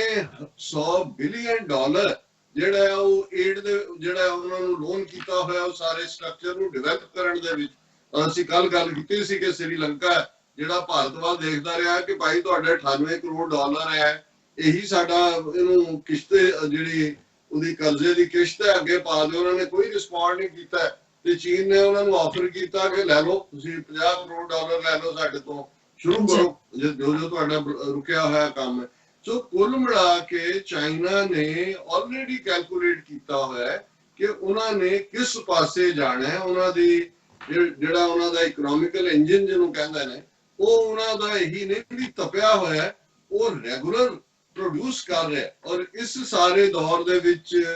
ਭਾਰਤ ਜਿਹਦਾ ਆਪ ਹੀ ਉਹ ਮੋਦੀ ਜਿਹੜਾ 80 ਕਰੋੜ ਔਰ ਉਹਨਾਂ ਨੂੰ ਜਿਹੜਾ ਹੈ ਉਹ 5 ਮਹੀਨੇ ਦੇ ਲਈ ਜਾਂ 5 ਕਿਲੋ ਜਿਹੜੀ ਹੈ ਆਪਣੇ ਕਣਕ ਹੈ ਜਾਂ ਚਾਵਲ ਹੈ ਉਹਨਾਂ ਦਾ। ਲੇਕਿਨ ਜਿਹੜਾ ਅਸੀਂ ਇਹ ਕਿਹਾ ਸੀਗਾ ਕਿ ਭਾਈ ਇਹ ਉਹਨਾਂ ਨੇ ਨਾਲ ਦੀ ਨਾਲ ਜਿਹੜਾ ਉਹ ਇਹਨੇ ਚਨੇ ਵੀ ਦਿੱਤੇ ਨੇ, ਕਿ ਜੀ ਚਨਾ 1 ਕਿਲੋ ਹੀ ਹੈ ਬਸ ਮਹੀਨੇ ਦਾ, ਕਿ ਵੀ ਉਹਨੇ ਕਿ ਉਹਨਾਂ ਨੂੰ ਦਿੱਤੇ ਨੇ, ਉਸ ਤੋਂ ਬਿਯੋਂਡ ਨਹੀਂ। ਹੁਣ ਜਿੱਥੇ ਤੁਹਾਡੀ 80 ਕਰੋੜ ਆਬਾਦੀ ਬਿਲੋ ਪਾਵਰਟੀ ਲਾਈਨ ਹੈ ਕਿ ਉਹਨੂੰ ਤੁਸੀਂ ਦੇ ਰਹੇ ਹੋ ਵੀ ਤੂੰ ਕਣਕ ਤੇ ਛੋਲੇ ਖਾ ਔਰ ਗੁਜ਼ਾਰਾ ਕਰ, ਉੱਥੇ ਤੁਸੀਂ ਕਿਹਦੇ ਨਾਲ ਤੁਸੀਂ ਮੁਕਾਬਲਾ ਕਰਦੇ ਹੋ? ਤੁਹਾਡਾ ਸਾਰਾ ਜਿਹੜਾ ਇਨਫਰਾਸਟ੍ਰਕਚਰ ਹੈ ਉਸ ਦਾ ਵਿੱਚ ਕੁਝ ਐਗਜ਼ਿਸਟ ਨਹੀਂ ਕਰਦਾ। ਔਰ ਇਸੇ ਲਈ ਜਿਹੜੀਆਂ ਬਾਹਰਲੀਆਂ ਕੰਪਨੀਆਂ ਨੇ, ਅਮਰੀਕਨ ਕੰਪਨੀਆਂ, ਜੇ $26 ਬਿਲੀਅਨ ਦੀ ਪ੍ਰੀਵੀਅਸ ਇਨਵੈਸਟਮੈਂਟ ਸੀ, $16 ਬਿਲੀਅਨ ਉਹਨਾਂ ਨੇ ਵਿਦਡਰਾ ਕਰ ਲਏ। ਸੋ ਇਹਨਾਂ ਹਾਲਾਤਾਂ ਦੇ ਵਿੱਚ ਅਸੀਂ ਦੇਖ ਰਹੇ ਹਾਂ ਕਿ ਚਾਈਨਾ ਨੇ ਦੋ ਥਾਂ ਤੇ, ਔਰ ਮੈਂ ਪਹਿਲਾਂ ਇਹ ਗੱਲ ਕਰਾਂ ਕਿ ਭਾਈ ਹੁਣ ਇਹ ਲੜਾਈ ਜਿਹੜੀ ਹੈ ਔਰ ਕਿਵੇਂ ਬਾਈਪੋਲਰ ਵਰਲਡ ਬਣ ਗਿਆ, ਔਰ ਇਹ ਲੜਾਈ ਸਿੱਧੀ ਜਿਹੜੀ ਹੈ ਯੂਨਾਈਟਿਡ ਨੇਸ਼ਨਸ ਆਈ ਹੈ। ਔਰ ਇੱਕ ਡਿਵੈਲਪਮੈਂਟ ਜਿਹੜੀ ਆਸਟ੍ਰੇਲੀਆ ਦੇ ਹਵਾਲੇ ਨਾਲ ਹੋਈ ਕਿ ਵੀ ਇਹਨਾਂ ਨੇ ਕੁਝ ਦੇਰ ਪਹਿਲਾਂ ਜਦੋਂ ਚਾਈਨਾ ਗਰੋ ਹੋ ਰਿਹਾ ਸੀ, ਇਹ ਗੱਲ ਅਮਰੀਕਾ ਨੇ ਵੀ ਦੇਖੀ ਕਿ ਵੀ ਚਾਈਨਾ ਨੂੰ, ਸਾਊਥ ਚਾਈਨਾ ਨੂੰ ਵੀ ਇਹਨੂੰ ਘੇਰਨ ਦੀ ਲਾਈਨ, ਸਾਊਥ ਚਾਈਨਾ ਚ ਚੀਨ ਨੂੰ, ਔਰ ਉਹਦੇ ਚ ਉਹਨਾਂ ਨੇ ਇੱਕ ਕਨਸੈਪਟ ਦਿੱਤਾ 5 ਆਈਜ਼ ਕਨਸੈਪਟ। 5 ਆਈਜ਼ ਇਹ ਸੀ ਕਿ ਜੋ ਚੀਨ ਤੋਂ ਨਿਕਲਦਾ ਹੈ ਜਾਂ ਚੀਨ ਦੇ ਨਾਲ ਰਿਲੇਟਡ ਜਿਹੜੀਆਂ ਚੀਜ਼ਾਂ ਨੇ ਉਹਨਾਂ ਦੇ ਉੱਤੇ ਤੁਹਾਡੀ ਇੰਟੈਲੀਜੈਂਸ ਪਕੜ ਹੋਏ ਕਿ ਵੀ ਕੀ ਹੋ ਰਿਹਾ ਹੈ, ਕੀ ਡਿਵੈਲਪ ਹੋ ਰਿਹਾ ਹੈ, ਕਿੱਧਰ ਜਾ ਰਿਹਾ, ਜਿਹਨੂੰ ਅਸੀਂ ਕਹਿੰਦੇ ਆ ਵੀ ਜਸੂਸੀ ਕਰਨਾ। ਪਰ ਇਸ 5 ਆਈਜ਼ ਦੇ ਵਿੱਚ ਜਿਹੜੇ 5 ਦੇਸ਼ ਸ਼ਾਮਲ ਸੀ, ਉਹਨਾਂ ਦੇ ਵਿੱਚ ਅਮਰੀਕਾ, ਬ੍ਰਿਟੇਨ, ਕੈਨੇਡਾ, ਆਸਟ੍ਰੇਲੀਆ ਤੇ ਨਿਊਜ਼ੀਲੈਂਡ। ਹੁਣ ਅਮਰੀਕਾ ਨੇ ਟਰੰਪ ਐਡਮਿਨਿਸਟ੍ਰੇਸ਼ਨ ਦੇ ਥੱਲੇ ਜਿਵੇਂ ਯੂਰਪ ਨਾਲ ਡੀਲ ਕੀਤਾ ਹੈ ਜਾਂ ਜਿਵੇਂ ਰਲਾ ਬੜਾ ਕੇ ਬਿਲਕੁਲ ਅਮਰੀਕਾ ਫੋਕਸ ਜਾਂ ਅਮਰੀਕਾ ਫਸਟ ਦਾ ਸਲੋਗਨ ਦਿੱਤਾ ਹੈ, ਸੋ ਲੈ ਦੇ ਕੇ ਇਹ ਆਸਟ੍ਰੇਲੀਆ, ਨਿਊਜ਼ੀਲੈਂਡ, ਕੈਨੇਡਾ ਔਰ ਇੰਗਲੈਂਡ ਨੂੰ ਵੀ ਦੀ ਰਿਅਲਾਈਜੇਸ਼ਨ ਹੋ ਗਈ ਕਿ ਵੀ ਇਹ ਬਹੁਤੀ ਦੇਰ ਇਹਨਾਂ ਤੇ ਅਸੀਂ ਰਿਲਾਈ ਨਹੀਂ ਕਰ ਸਕਦੇ। ਹੁਣ ਆਸਟ੍ਰੇਲੀਆ ਬੇਸ਼ੱਕ ਬਹੁਤ ਵੱਡਾ ਮੁਲਕ ਹੈ, ਪਰ ਆਸਟ੍ਰੇਲੀਆ ਦੀ ਜਿਹੜੀ ਸਾਰੀ ਆਬਾਦੀ ਹੈ ਉਹ 2.5 ਕਰੋੜ ਦੇ ਨੇੜੇ ਤੇੜੇ, ਈਵਨ ਸਾਡਾ ਜਿਹੜਾ ਇੰਡੀਅਨ ਆਕੂਪਾਈਡ ਪੰਜਾਬ ਹੈ ਉਹਦੇ ਨਾਲੋਂ ਵੀ ਘੱਟ ਹੈ, ਪਰ ਉਹਨਾਂ ਦੀ ਬੜੀ ਰੋਬਸਟ ਇਕਨੋਮੀ ਹੈ। ਉਹਨਾਂ ਦਾ ਜਿਹੜਾ ਬਜਟ ਹੈ ਉਹ ਆਬਾਦੀ ਉਹਨਾਂ ਦੀ ਜਿਹੜੀ ਭਾਰਤ ਦੀ ਆਬਾਦੀ ਦਾ 2% ਵੀ ਨਹੀਂ ਹੈ, ਪਰ ਬਜਟ ਉਹਨਾਂ ਦਾ ਲਗਭਗ ਭਾਰਤ ਦੀ ਜਿੰਨਾ GDP ਦੂਜਾ ਉਸ ਨਾਲੋਂ ਅੱਧਾ ਹੈ। ਜਿਹੜੀ ਇੱਕ ਡਿਵੈਲਪਮੈਂਟ ਜਿਹਦੇ ਚ ਅਸੀਂ ਦੇਖ ਰਹੇ ਹਾਂ ਕਿ ਵੀ ਇਹ ਸਿਰਫ ਗਲੋਬਲੀ ਬਾਈਪੋਲਰ ਵਰਲਡ ਨਹੀਂ ਬਣ ਰਿਹਾ, ਈਵਨ ਸਾਡੇ ਖਿੱਤੇ ਦੇ ਵਿੱਚ ਇਹ ਇੱਕ ਦੂਜੇ ਨੂੰ ਚੈੱਕ ਕਰਨਾ, ਇੱਕ ਦੂਜੇ ਦੀ ਜਸੂਸੀ ਕਰਨਾ, ਇੱਕ ਦੂਜੇ ਦੇ ਦੋਸਤਾਂ ਨੂੰ ਕੱਟਣਾ। ਔਰ ਦੂਜਾ ਕਿਉਂਕਿ ਆਸਟ੍ਰੇਲੀਆ ਨੇ ਅੱਜ ਐਲਾਨ ਕੀਤਾ ਹੈ ਕਿ ਉਹਨਾਂ ਨੇ ਆਪਣਾ ਬਜਟ ਜਿਹੜਾ ਹੈ 40% ਬਜਟ ਖਾਸ ਤੌਰ ਤੇ ਡਿਫੈਂਸ ਬਜਟ, ਔਰ ਹੁਣ ਡਿਫੈਂਸ ਬਜਟ ਦਾ ਮਤਲਬ ਹੈ ਕਿ ਕੋਈ ਆਸਟ੍ਰੇਲੀਆ ਸਿੱਧਾ ਤਾਂ ਇਹਨਾਂ ਦੇ ਨਾਲ ਲੜਨ ਦੀ ਸਮਰੱਥਾ ਨਹੀਂ ਰੱਖਦਾ, ਪਰ ਆਸਟ੍ਰੇਲੀਆ ਔਰ ਇੰਗਲੈਂਡ ਵੀ ਉਹਨਾਂ ਦੇ ਨਾਲ ਹੈ। ਔਰ ਕੈਨੇਡਾ ਦੇ ਵਿੱਚ ਇਹਦੇ ਬਾਵਜੂਦ ਕਿ ਵੱਡੀ ਪੋਪੂਲੇਸ਼ਨ ਕੈਨੇਡਾ 'ਚ ਇਸ ਵੇਲੇ ਚਾਈਨੀਜ਼ ਓਰੀਜਨ ਦੇ ਲੋਕਾਂ ਦੀ ਵੀ ਹੈ, ਉਹਨਾਂ ਤੋਂ ਬਾਅਦ ਸਿੱਖਾਂ ਨਾਲੋਂ ਵੀ ਜ਼ਿਆਦਾ ਉਹਨਾਂ ਦੀ ਗਿਣਤੀ ਹੈ। ਔਰ ਇੱਕ ਸਟੇਜ ਤੇ ਜਸਟਿਨ ਟਰੂਡੋ ਦੇ ਉੱਤੇ ਇਲਜ਼ਾਮ ਵੀ ਲੱਗਦੇ ਸੀ ਕਿ ਉਹ ਚਾਈਨੀਜ਼ ਦੀ ਹਸਪਿਟੈਲਿਟੀ ਲੈਂਦਾ ਹੈ, ਪਰ ਲੇਟਲੀ ਚਾਈਨਾ ਨੇ ਇਸ ਜਿਹੜਾ 5 ਆਈਜ਼ ਕਨਸੈਪਟ ਦੇ ਥੱਲੇ ਵੀ ਕੁਝ ਅਮਰੀਕਾ ਨੂੰ ਖੁਸ਼ ਕਰਨ ਲਈ ਵੀ ਐਂਟੀ ਚਾਈਨਾ ਲਾਈਨ ਲਈ ਉਹਨਾਂ ਦੀ ਜਿਹੜੀ ਉਹਨਾਂ ਦੀ 5G ਕੰਪਨੀ ਦੀ ਪ੍ਰੋਮੀਨੈਂਟ ਲੇਡੀ ਜਿਹੜੀ ਕਿ ਚੀਨ ਦੇ ਵਿੱਚ ਵੀ ਖਾਸ ਥਾਂ, ਉਹਨੂੰ ਅਰੈਸਟ ਕੀਤਾ ਹੋਇਆ। ਹਾਲਾਂਕਿ ਉਹ ਹਾਊਸ ਅਰੈਸਟ ਹੀ ਹੈ, ਕੋਈ ਇਸ ਕਿਸਮ ਦਾ ਨਹੀਂ। ਔਰ ਚੀਨ ਨੇ ਵੀ ਜਵਾਬੀ ਕਾਰਵਾਈ ਕਰਦਿਆਂ 2 ਕੈਨੇਡੀਅਨ ਸਿਟੀਜ਼ਨ ਫੜੇ ਹੋਏ ਨੇ। ਸੋ ਇਸ ਮਾਮਲੇ 'ਚ ਕੈਨੇਡਾ ਔਰ ਆਸਟ੍ਰੇਲੀਆ ਵੀ ਇੱਕੋ ਪੇਜ ਤੇ ਨੇ, ਔਰ ਕੈਨੇਡਾ 'ਚ ਵੀ ਡੋਂਟ ਬਾਏ ਚਾਈਨੀਜ਼ ਦੀ ਕੱਪੜੇ ਕਿਸਮ ਦੀ ਵੇਵ ਚੱਲੀ ਹੋਈ ਹੈ। ਸੋ ਇਹ ਤਾਂ ਇਹਨਾਂ ਨੂੰ ਤੁਸੀਂ ਜਿਹੜਾ ਲੋਕਲਾਈਜ਼ ਲੈਵਲ ਦੇ ਉੱਤੇ ਕੁਛ ਨਾ ਕੁਛ ਚੀਨ ਦੇ ਇਨਫਲੂਐਂਸ ਨੂੰ ਕੱਟ ਕਰਨ ਜਾਂ ਦੂਜੇ ਦੇ ਲੈਵਲ ਤੇ ਦੇਖ ਸਕਦੇ ਹੋ। ਲੇਕਿਨ ਜਿਹੜਾ ਪਾਰਟ ਇਸ ਵੇਲੇ ਇੰਟਰਨੈਸ਼ਨਲੀ ਹੈ, ਔਰ ਮੈਂ UN ਸਿਕਿਉਰਿਟੀ ਕੌਂਸਲ ਦੀ ਮੀਟਿੰਗ ਦੇ ਹਵਾਲੇ ਨਾਲ ਅਮਰੀਕਾ ਨੇ ਇਸ ਦੇ ਉੱਤੇ ਲਾਈਨ ਲੈਣੀ ਸ਼ੁਰੂ ਕੀਤੀ, ਔਰ ਉਹਨਾਂ ਨੇ ਕਿਹਾ ਕਿ ਵੀ ਹਾਂਗਕਾਂਗ, ਕਿਉਂਕਿ ਇਸ ਵੇਲੇ ਕੱਲ ਕੋਰੋਨਾ ਤੋਂ ਸ਼ੁਰੂ ਹੋਈ ਜਾਂ ਉਸ ਤੋਂ ਵੀ ਪਹਿਲਾਂ ਟ੍ਰੇਡ ਵਾਰ ਤੋਂ ਸ਼ੁਰੂ ਹੋਈ, ਕਿਉਂਕਿ ਚਾਈਨਾ ਦੀ ਐਮਰਜੈਂਸ ਨੂੰ ਅਮਰੀਕਾ ਵੱਲੋਂ ਜਾਂ ਕੁਝ ਯੂਰਪੀਅਨ ਤਾਕਤਾਂ ਵੱਲੋਂ ਵੀ ਉਹਨੇ ਸ਼ੱਕ ਦੀ ਨਿਗਾਹ ਨਾਲ ਦੇਖਿਆ ਜਾ ਰਿਹਾ ਸੀ। ਫਿਰ ਕੋਰੋਨਾ ਆ ਗਿਆ, ਉਹਨੂੰ ਵੀ ਅਮਰੀਕਾ ਨੇ ਜਿਹੜਾ ਉਹ ਚਾਈਨਾ ਵਾਇਰਸ ਕਹਿ ਕੇ ਉਹ ਸਾਰੇ ਨੂੰ ਚਾਈਨਾ ਦੇ ਖਾਤੇ 'ਚ ਪਾਉਣਾ ਚਾਹਿਆ। ਆਸਟ੍ਰੇਲੀਆ ਨੇ ਵੀ ਥੋੜੀ ਜਿਹੀ ਅਮਰੀਕਾ ਦੀ ਲਾਈਨ ਲੈਣੀ ਚਾਹੀ, ਚਾਈਨਾ ਨੇ ਨਾਲ ਦੀ ਨਾਲ ਉਹਨੂੰ ਸਰਬ ਵੀ ਕੀਤਾ, ਕਿਉਂਕਿ ਆਸਟ੍ਰੇਲੀਆ ਦਾ ਵੀ ਐਗਰੀਕਲਚਰ ਪ੍ਰਧਾਨ ਮੁਲਕ ਹੈ, ਉਹਨਾਂ ਦਾ ਮੀਟ, ਉਹਨਾਂ ਦੇ ਬਾਰਲੇ, ਉਹਨਾਂ ਦੇ ਹੋਰ ਜਿਹੜੀਆਂ ਚੀਜ਼ਾਂ, ਉਹਨਾਂ ਦੀ ਮਾਰਕੀਟ ਚਾਈਨਾ 'ਚ ਹੈ। ਔਰ ਉਹਨਾਂ ਦੇ ਬੈਂਕ ਜਿਹੜਾ ਹੈ ਇੰਟਰਨੈਸ਼ਨਲ ਬੈਂਕ ਉਹਨਾਂ ਨੇ ਆਪਣਾ ਬਣਾਇਆ, ਉਹਦਾ ਵੀ ਆਸਟ੍ਰੇਲੀਆ ਹਿੱਸਾ ਹੈ। ਸੋ ਕੁੱਲ ਮਿਲਾ ਕੇ ਇੰਨਾ ਸੌਖਾ ਨਹੀਂ ਹੈ ਜੇ ਮੁਲਕ ਨਿਕਲਣਾ ਚਾਹਣ। ਲੇਕਿਨ ਹੁਣ ਜਿਹੜਾ ਇਸ਼ੂ ਇਸ ਵੇਲੇ ਅਮਰੀਕਾ ਔਰ ਚਾਈਨਾ ਦੀ ਸਟਰੈਂਥ ਦੁਨੀਆ ਦੇ ਵਿੱਚ ਨਾਪਣ ਦਾ ਕ੍ਰਾਈਟੇਰੀਆ ਬਣਿਆ ਹੋਇਆ ਹੈ। ਪਹਿਲਾਂ ਅਮਰੀਕਾ ਚਾਹੁੰਦਾ ਸੀ ਕਿ ਕੋਰੋਨਾ ਦੇ ਮੁੱਦੇ ਤੇ ਦੁਨੀਆ ਉਹਨਾਂ ਦੇ ਨਾਲ ਆਏ, ਯੂਰਪ ਕਿਉਂਕਿ ਮਦਦ ਵੀ ਮਿਲ ਰਹੀ ਸੀ ਚਾਈਨਾ ਦੀ, ਇੰਗਲੈਂਡ ਨੇ ਮਾੜਾ ਮੋਟਾ ਬਿਆਨ ਦਿੱਤਾ, ਪਰ ਉਹਨਾਂ ਨੇ ਫਰਾਂਸ ਔਰ ਈਵਨ ਜਰਮਨੀ ਵੀ ਉਹਨਾਂ ਨੇ ਇਸ ਦੇ ਲਈ ਬਿਨਾਂ ਕੋਈ ਇਨਵੈਸਟੀਗੇਸ਼ਨ ਤੋਂ ਉਹਨੂੰ ਮੰਨਣ ਤੋਂ ਨਾ ਕਰ ਦਿੱਤੀ। ਇਹਨਾਂ ਨੇ ਵਰਲਡ ਹੈਲਥ ਆਰਗੇਨਾਈਜੇਸ਼ਨ ਦਾ ਪਲੇਟਫਾਰਮ, ਉਹਦੀ ਮਦਦ ਜਿਹੜੀ ਹੈ ਉਹ ਰੋਕ ਦਿੱਤੀ, ਲੇਕਿਨ ਗੱਲ ਬਣੀ ਨਹੀਂ। ਹੁਣ ਜਿਹੜਾ ਤਾਜ਼ਾ ਇਸ਼ੂ, ਕਿਉਂਕਿ ਹਾਂਗਕਾਂਗ ਜਿਹੜਾ ਕਿ 1998 ਦੇ ਵਿੱਚ ਇੰਗਲੈਂਡ ਵੱਲੋਂ ਜਿਹੜਾ ਉਹ ਟ੍ਰਾਂਸਫਰ ਕੀਤਾ ਗਿਆ ਸੀ ਚਾਈਨਾ ਨੂੰ, ਉਹਨਾਂ ਦੀ ਆਟੋਨਮੀ ਔਰ ਉਸ ਨੂੰ ਕਾਇਮ ਰੱਖਣ ਦਾ ਇੱਕ ਮੁਆਹਦਾ ਹੈ ਔਰ ਜ਼ਾਹਰ ਹੈ ਕਿ ਵੀ ਹੁਣ ਜਿਸ ਅੰਦਾਜ਼ 'ਚ ਚਾਈਨਾ ਨੇ ਹਾਂਗਕਾਂਗ ਸਿਕਿਉਰਿਟੀ ਲਾਅ ਬਣਾ ਕੇ ਇਹਨਾਂ ਸਾਰਿਆਂ ਨੂੰ ਇਹ ਕਹਿਣ ਦੀ ਕੋਸ਼ਿਸ਼ ਕੀਤੀ ਹੈ ਵੀ ਇਹ ਸਾਡਾ ਇੰਟਰਨਲ ਮੈਟਰ ਹੈ, ਔਰ ਤੁਸੀਂ ਇਹਦੇ 'ਚ ਇੰਟਰਫੀਅਰ ਨਹੀਂ ਕਰ ਸਕਦੇ। ਔਰ ਕੱਲ ਹੀ ਜਿਹੜੇ ਪ੍ਰੋਟੈਸਟ ਵੀ ਸ਼ੁਰੂ ਹੋਏ ਨੇ, ਸਿਕਿਉਰਿਟੀ ਲਾ ਉਹਨਾਂ ਨੇ ਪਾਸ ਕਰਾ ਰਿਹਾ ਹਾਂਗਕਾਂਗ ਅਸੈਂਬਲੀ, ਔਰ 200 ਤੋਂ ਜ਼ਿਆਦਾ ਕਾਰਕੁਨ ਫੜੇ ਨੇ, ਔਰ ਉਹਨਾਂ 'ਚ 4 ਜਾਂ 5 ਐਸੇ ਨੇ ਜਿਨ੍ਹਾਂ ਤੇ ਜਿਹੜਾ ਨਵਾਂ ਕਾਨੂੰਨ ਉਹਨਾਂ ਨੇ ਪਾਸ ਕੀਤਾ ਉਹਦੇ ਤਹਿਤ ਜਿਹੜੇ ਬੜੇ ਸਖਤ ਕਾਨੂੰਨ। ਹੁਣ ਇਸ ਹਾਂਗਕਾਂਗ ਦਾ ਇਸ਼ੂ ਨੂੰ ਲੈ ਕੇ ਅਮਰੀਕਾ ਨੇ ਜ਼ੋਰ ਅਜ਼ਮਾਈ ਕਰਨ ਦੀ ਕੋਸ਼ਿਸ਼ ਕੀਤੀ ਹੈ ਚਾਈਨਾ ਦੇ ਨਾਲ, ਔਰ ਪਹਿਲਾ ਮੌਕਫ ਜਿਹੜਾ ਯੂਨਾਈਟਿਡ ਨੇਸ਼ਨਸ ਨੇ ਜਿਹੜਾ ਉਹ ਇਸ ਦੇ ਉੱਤੇ ਦਿੱਤਾ ਹੈ ਕਿ ਇਹਨੂੰ UN ਸਿਕਿਉਰਿਟੀ ਕਾਉਂਸਲ ਦੀ ਮੀਟਿੰਗ ਸੱਦੀ ਜਾਏ। ਜ਼ਾਹਰ ਹੈ UN ਸਿਕਿਉਰਿਟੀ ਕਾਉਂਸਲ 'ਚ 5 ਮੁਲਕ ਜਿਹੜੇ ਨੇ ਉਹ ਵੀਟੋ ਪਾਵਰ ਵਾਲੇ ਨੇ, ਜਿਨ੍ਹਾਂ 'ਚ ਅਮਰੀਕਾ ਹੈ, ਰੂਸ ਹੈ, ਚੀਨ ਹੈ, ਫਰਾਂਸ ਹੈ, ਇੰਗਲੈਂਡ ਹੈ। 10 ਉਹਦੇ ਰੋਟੇਟਿੰਗ ਮੈਂਬਰ ਨੇ, ਔਰ ਜ਼ਾਹਰ ਹੈ ਕਿ ਹੁਣ ਭਾਰਤ ਵੀ ਉਹਨਾਂ 10 rotating member UN security council ਦਾ ਮੈਂਬਰ ਹੈ। ਔਰ UN ਨੇ ਯੂਨਾਈਟਿਡ ਸਟੇਟਸ ਨੇ ਜਦੋਂ ਇਹ ਮੀਟਿੰਗ ਮੰਗੀ ਤੇ ਉਹਨਾਂ ਨੇ ਕਿਹਾ ਕਿ ਭਾਈ ਇਹ ਜਿਹੜਾ ਹੈ US ਰਿਕੁਐਸਟ ਜਿਹੜੀ ਹੈ ਉਹ ਇਸ ਦੇ ਉੱਤੇ ਹੈ ਕਿ ਕੋਰੋਨਾ ਵਾਇਰਸ ਨੂੰ ਲੈ ਕੇ, ਔਰ US said China's opposition to a Security Council meeting on Hong Kong coupled with its gross cover-up and mismanagement of COVID-19 crisis, its constant violations of international human rights commitments, and its unlawful behavior in South China Sea should make obvious to all that Beijing is not behaving as a responsible UN member state. उन्हें 3-4 इकट्ठे करके उन्होंने क्या America ने कि जी UN security council की meeting सदो। China ने तो अपोज करना ही सी, रशिया भी चाइना के नाल रल गया, और बजाय कि वो अपना डिफेंसिव बयान दिंदे उन्होंने कहा जी ये तो असी की करना है, असी देखना है, पर तुसी दसो भी तुसी मिनेसोटा च तुहाडी पुलिस और दूजी ने की कीता है, और तुसी किवें लोकां दे जिहड़े है वो बेसिक जिहड़े उन्हां दे ह्यूमन राइट्स ने वो वायलेट कर रहे। और इस सारे दे विच जिहड़ा उन्हां दा चाइना दा एम्बेसडर है UN च ज़ैंग, उन्हें कहा facts prove again and again that US is the troublemaker of the world। ये चाइना कह रहा है कि तुसी troublemaker हो दुनिया दे। It is the US who has violated its commitments under the international law। China urges the United States to immediately stop its power politics and bullying practices। उन्हें कहा जी इन्हों बंद करो जो तुसी बुली कर रहे और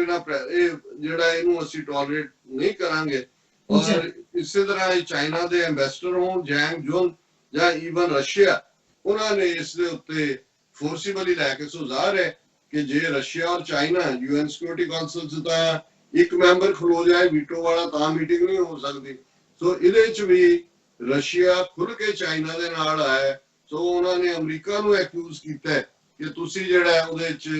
ਇੰਟਰਫੀਅਰ ਕਰ ਰਹੇ ਹੋ ਇਹ ਸਾਰੇ ਅੰਦਰੂਨੀ ਮਾਮਲਿਆਂ ਦੇ ਵਿੱਚ। ਹੁਣ ਦੂਸਰਾ ਜਿਹੜਾ ਇਹ ਤਾਂ UN ਸਿਕਿਉਰਿਟੀ ਕਾਉਂਸਲ ਦਾ ਪਲੇਟਫਾਰਮ, ਹੁਣ ਜਿਹੜਾ United nations human right council ਹੈ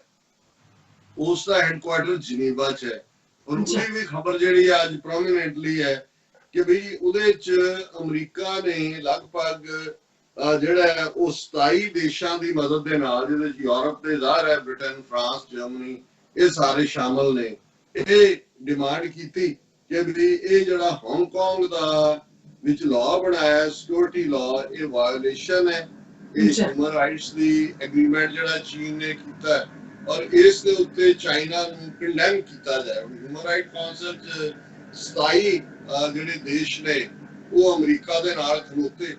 ਹੁਣ ਦੇਖਣਾ ਇਹ ਸੀ ਕਿ ਵੀ ਕਿਉਂਕਿ ਜਿਵੇਂ ਮੈਂ ਕਿਹਾ ਵੀ UN ਸਿਕਿਉਰਿਟੀ ਕਾਉਂਸਲ ਦਾ 5 ਚੋਂ 2 ਮੈਂਬਰ ਮੀਟਿੰਗ ਨਾ ਹੋਣ ਦੇਣ, ਉਹ ਤਾਂ ਗੱਲ ਖੱਪੀ ਗਈ। ਥੋੜੀ ਹਿਊਮਨ ਰਾਈਟ ਕਾਉਂਸਲ ਔਰ ਹਾਂਗਕਾਂਗ ਦਾ ਇਸ਼ੂ ਜਿੱਥੇ ਜ਼ਾਹਰ ਹੈ ਚਾਈਨਾ ਵੱਲੋਂ ਜ਼ਿਆਦਤੀਆਂ ਕੀਤੀਆਂ ਜਾ ਰਹੀਆਂ ਨੇ, ਕਿਉਂਕਿ ਅਸੀਂ ਇੱਕ ਹਿਊਮਨ ਰਾਈਟਸ ਐਕਟਿਵਿਸਟ ਹੋਣ ਦੇ ਨਾਤੇ ਜਾਂ ਸੱਚ ਦੇ ਆਪਣੇ ਆਪ ਨੂੰ ਝੰਡਾ ਬਰਦਾਰ ਕਹਿਣ ਦੇ ਨਾਤੇ ਅਸੀਂ ਜਿੱਥੇ ਵੀ ਲੋਕਾਂ ਦੇ ਨਾਲ ਧੱਕਾ ਹੁੰਦਾ ਹੈ, ਉਹ ਜੇ ਚਾਈਨਾ ਸਿੰਘ ਕੈਂਪ ਜੋ ਮੁਸਲਮਾਨਾਂ ਨਾਲ ਕਰ ਰਿਹਾ ਹੈ ਜਾਂ ਹੁਣ ਆਉਣ ਵਾਲੇ ਪੀੜ੍ਹੀ ਨਹੀਂ, ਲੇਕਿਨ ਮੈਂ ਇਸ ਨੂੰ ਇਸ ਕੰਟੈਕਸਟ ਦੇਖ ਰਿਹਾ ਕਿ ਇਹ ਜਿਹੜਾ ਨਵਾਂ ਬਾਈਪੋਲਰ ਵਰਲਡ ਬਣਿਆ ਅਮਰੀਕਾ ਔਰ ਚਾਈਨਾ ਦੇ ਵਿਚਾਲੇ, ਉਹਦੇ 'ਚ ਦੋਨਾਂ ਦੀ ਸਟਰੈਂਥ ਕਿੱਥੇ ਲਾਈ ਕਰਦੀ ਹੈ। 27 ਦੇਸ਼ ਜਿਹੜੇ ਨੇ ਉਹ ਮੰਗ ਕਰਦੇ ਨੇ ਕਿ ਭਾਈ ਇਹ ਵਾਇਲੇਟ ਕਰ ਰਹੇ ਨੇ ਹਿਊਮਨ ਰਾਈਟਸ ਔਰ ਚਾਈਨਾ ਨੂੰ ਕੰਡੈਮ ਕੀਤਾ ਜਾਏ, ਲੇਕਿਨ 53 ਦੇਸ਼ 53 ਉਹਦੇ ਨਾਲੋਂ ਆਲਮੋਸਟ ਡਬਲ ਉਹ ਚਾਈਨਾ ਦੇ ਪਿੱਛੇ ਖਲੋ ਜਾਂਦੇ ਨੇ। ਔਰ ਉਹਨਾਂ ਨੂੰ ਲੀਡ ਕਰ ਰਿਹਾ ਅਮਰੀਕਾ ਦੇ ਪਿਛਵਾੜੇ 'ਚ ਬੈਠਾ ਕਿਊਬਾ, क्यूबा का एम्बेसडर और ये है कि over 50 countries support China's national security law for Hong Kong at human rights council. ਹੁਣ ਇਹ ਜਿਹੜੇ ਨੇ ਔਰ ਉਹਨਾਂ ਜਿਹੜੀ ਗੱਲ ਦੇਖਣ ਵਾਲੀ ਹੈ, ਮੈਂ ਜਦੋਂ ਕਿਹਾ ਕਿ ਵੀ ਜਦੋਂ ਇਹ ਸਾਫਬੰਦੀ ਹੋ ਰਹੀ ਹੈ ਕੌਣ ਕਿੱਥੇ ਖੜਾ ਹੈ, ਇਹਨਾਂ ਜਿਹੜੇ 53 ਦੇਸ਼ ਨੇ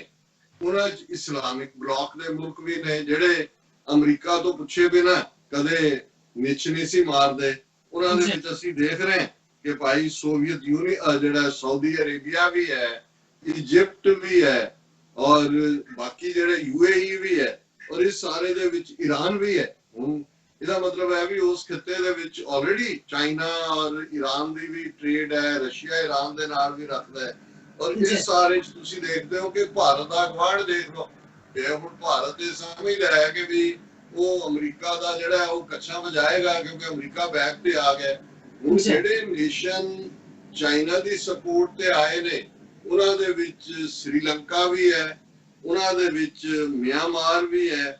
ईरान की तो गल है ही है, कुवैत, ओमान, यमन, ये सारे मुल्क जेडे ने, नेपाल ये खुल के चीन दे नाल। सो इस तो ये जाहिर है कि जेड़ा पहला इन्हां दा जिन्हों जोर अजमाई तुसी कहंदे हो जां ये वाले शक्ति परीक्षण कहंदे ने, ये शक्ति परीक्षण देखना है जां जोर अजमाई देखना है ते इस UN ह्यूमन राइट काउंसिल दे विच चीन ने very clearly double the nations ਜਿਹੜੇ ਨੇ ਉਹ ਲਿਆ ਕੇ ਅਮਰੀਕਾ ਦੇ ਉਸ ਲੈਟਰ ਦੇ ਅਗੇਂਸਟ ਖੜੇ ਕਰ ਦਿੱਤੇ ਜਿਹੜਾ ਚਾਈਨਾ ਨੂੰ ਕੰਡੈਮ ਕਰਨ ਦੀ ਲਾਈਨ ਸੀ।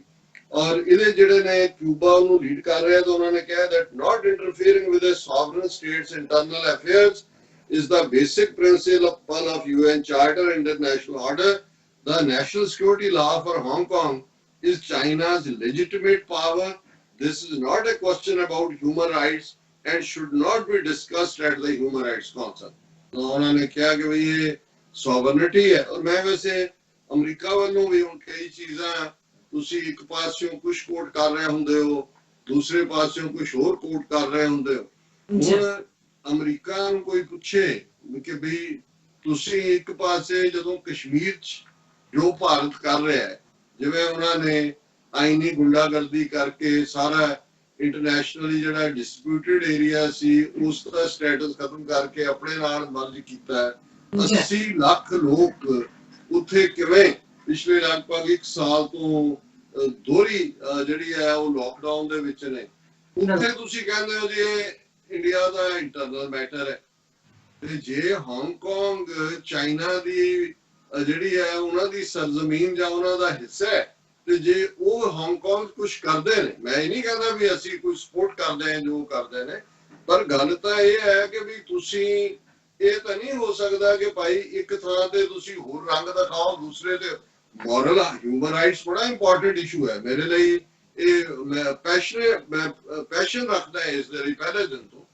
ਲੇਕਿਨ ਇਹ ਨਹੀਂ ਹੋ ਸਕਦਾ ਕਿ ਵੀ ਤੁਸੀਂ ਇੱਕ ਪਾਸੇ ਕੁਝ ਹੋਰ ਰੰਗ ਦਿਖਾ ਰਹੇ ਹੋ ਦੂਜੇ ਪਾਸੇ ਹੋਰ ਦਿਖਾ ਰਹੇ ਹੋ। ਜੇ ਅੱਜ ਈਵਨ ਇਸਲਾਮਿਕ ਵਰਲਡ ਉਹਨੇ ਇਸ ਪਾਲਾਬੰਦੀ ਦੇ ਵਿੱਚ ਆ ਕੇ ਚੀਨ ਦੇ ਨਾਲ ਖਲੋ ਗਿਆ ਤੇ ਅਸੀਂ ਦੇਖ ਸਕਦੇ ਹਾਂ ਕਿ ਆਉਣ ਵਾਲੇ ਪੀਰੀਅਡ ਦੇ ਵਿੱਚ ਕਿਵੇਂ ਕਿੱਧਰ ਜਾਏਗਾ। ਔਰ ਜਿਹੜਾ ਕੋਲਡ ਵਾਰ ਈਰਾ 'ਚ ਸੋਵੀਅਤ ਯੂਨੀਅਨ ਦੀ ਸੈਟੇਲਾਈਟ ਸਟੇਟ ਇੰਡੀਆ ਬਣਿਆ ਹੋਇਆ ਸੀ, ਇੰਡੀਆ ਜੋ ਸੈਟੇਲਾਈਟ ਸਟੇਟ ਬਣਿਆ ਹੋਇਆ ਸੀ ਉਹਨੇ ਆਪਣੀ ਲਾਇਲਟੀ ਬਦਲੀ, ਲੇਕਿਨ ਅੱਜ ਭਾਰਤ ਦਾ ਗਵਾਂਢ ਹੋਏ ਜਾਂ ਕੁੱਲ ਮਿਲਾ ਕੇ ਜਦੋਂ ਅਸੀਂ ਗਲੋਬਲੀ ਦੇਖਦੇ ਹਾਂ ਤੇ ਇਹ ਭਾਰਤ ਦੀ ਜਿਹੜੀ ਹੈ ਆਈਸੋਲੇਸ਼ਨ ਵੱਲ ਵੀ ਇਸ਼ਾਰਾ ਕਰ ਰਿਹਾ। ਔਰ ਇਹਦੇ ਇਹਨਾਂ ਦਾ ਤਾਂ ਇੰਨਾ ਕਿ ਭਾਰਤ ਦਾ ਰਹਿ ਗਿਆ ਦਬਕਾ ਕਿ ਜੀ ਹੁਣ ਖਬਰ ਹੈ prime minister Modi quits Chinese micro blogging platform Weibo, ਉਹਦੇ ਉੱਤੇ ਜੀ ਉਹਦੇ 2.5 ਲੱਖ ਫਾਲੋਅਰ ਸੀ ਮੋਦੀ ਦੇ, ਪਰ ਉਹ ਹਟ ਗਿਆ। ਉਹ ਇਵੇਂ ਹੀ ਹੈ ਜਿਵੇਂ ਸਾਡੇ ਕੋਈ ਹੋਰ ਕਿਸੇ ਕੋਲ ਕੋਈ ਆਰਗੂਮੈਂਟ ਨਾ ਰਹੇ तो फिर बंदा खलो के कहता मैं अस्तीफा दिंदा,